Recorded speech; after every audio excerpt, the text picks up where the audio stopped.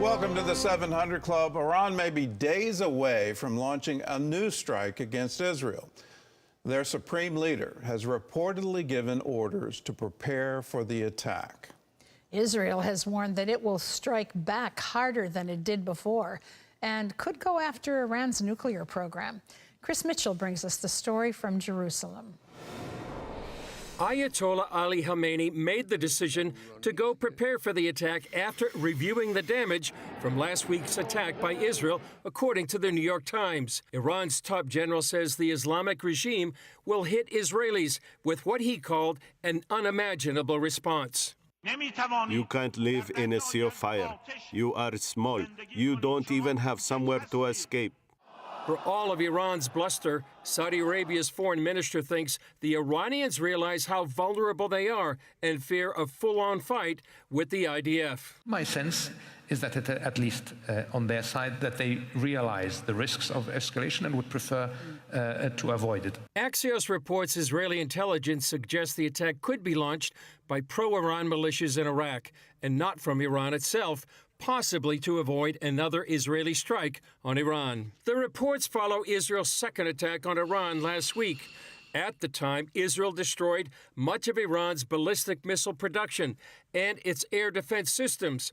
One U.S. official said the damage to Iran's air defense system is so extensive it left Iran basically blind. Israel did not hit either Iran's oil facilities or its nuclear facilities in that attack.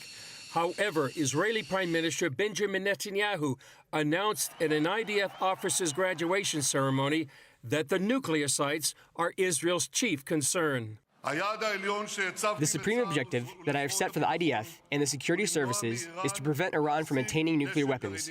Halting the nuclear program has been and remains our chief concern. We have not taken, and we will not take our eyes off this objective. Obviously, I cannot detail our plans to achieve the supreme goal.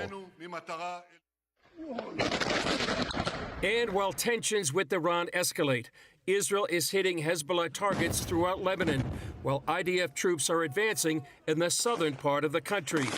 The military campaign is taking place amid talks of a ceasefire deal and questions if a ceasefire could hold.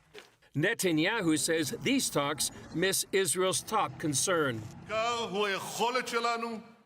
The main point is our ability and determination to enforce security, thwart attacks against us, and act against the arming of our enemies, as necessary and despite any pressure and constraints. This is the main point. Thursday was one of the deadliest for Israel, where 7 were killed in Hezbollah attacks.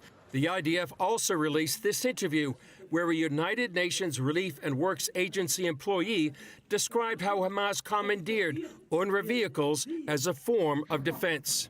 Their thought process was that when they get into an UNRWA vehicle, then they are protected. Yes, they are safe because it's an agency vehicle. Many see this as more evidence that UNRWA has been exploited and infiltrated by the terror group at its highest levels. Chris Mitchell, CBN News, Jerusalem. Clearly, they were infiltrated at the highest level, and what doesn't make any sense to me is the UN isn't recognizing that. And the current UN head of UNRWA is insisting that this organization is clean and that they're essential to a two-state solution.